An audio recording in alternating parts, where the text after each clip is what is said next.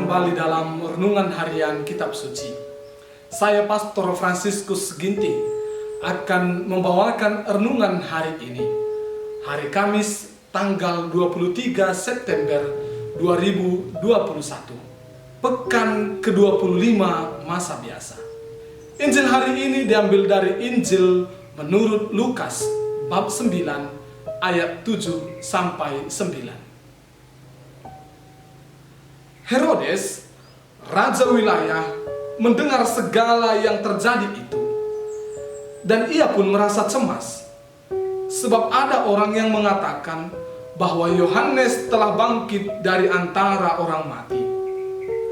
Ada lagi yang mengatakan bahwa Elia telah muncul kembali, dan ada pula yang mengatakan bahwa seorang dari nabi-nabi terdahulu telah bangkit. Tetapi Herodes berkata, Yohanes telah kupenggal kepalanya. Siapa gerangan dia ini, yang kabarnya melakukan hal-hal sedemikian?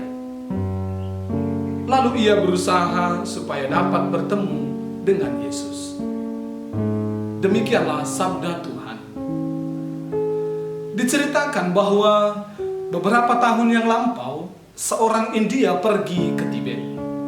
Ia pergi untuk mewartakan kabar gembira kepada orang-orang di negeri orang-orang yang belum mengenal Kristus. Orang India itu ditemani seorang pemandu warga setempat. Selama perjalanan, mereka disergap udara yang sangat dingin, terutama saat mendaki dan melintasi lereng gunung dan lembah. Di pegunungan Himalaya, akhirnya mereka terduduk, kelelahan dan nyaris mati membeku.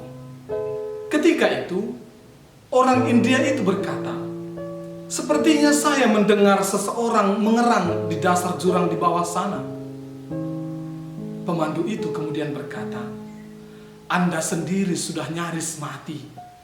Anda tidak akan dapat menolongnya." Orang India itu berkata, "Saya akan menolongnya." Orang India itu pergi menolong seseorang yang berteriak tadi.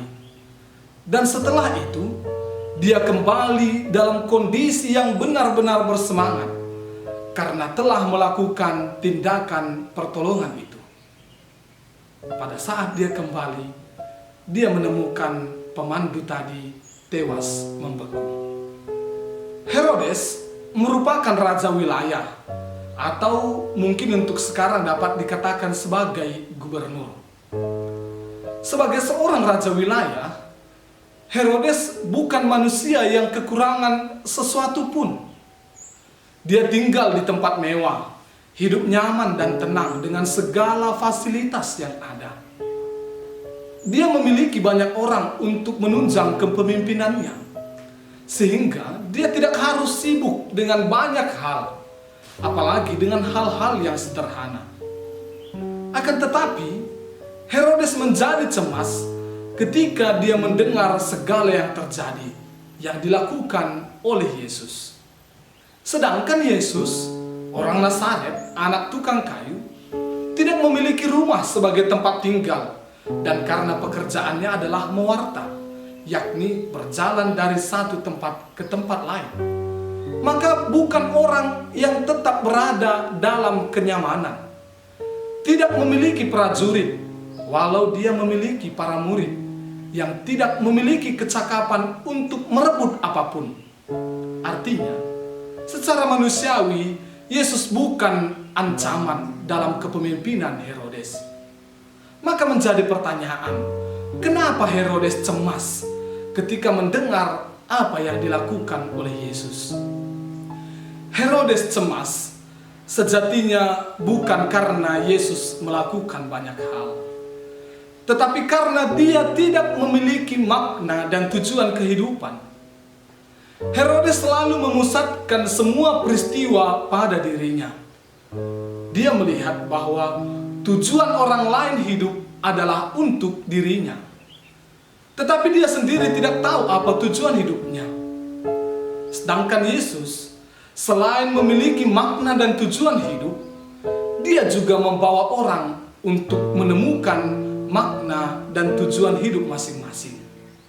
Perjumpaan dengan orang-orang yang membutuhkan perhatian, pertolongan, dan sapaan membuat makna dan tujuan hidup Yesus semakin nyata. Dengan perjumpaan, perhatian, pertolongan, dan sapaan, Yesus menyatakan karya keselamatannya. Herodes cemas karena dia tidak menemukan makna dan tujuan hidupnya. Kecemasan itu bisa juga melanda manusia zaman sekarang dengan persoalan yang sama. Manusia tidak memiliki makna dan tujuan hidup.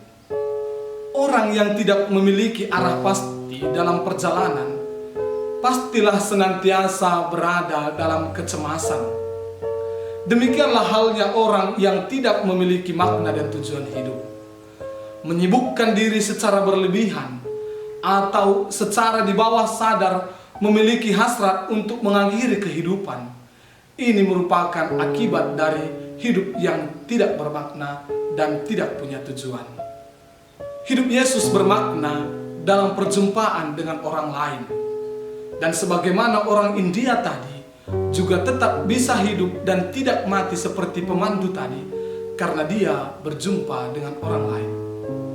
Makna dan tujuan hidup akan semakin nyata ketika terjadi perjumpaan dengan orang lain.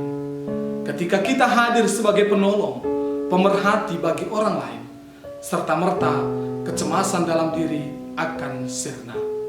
Semoga Tuhan memberkati.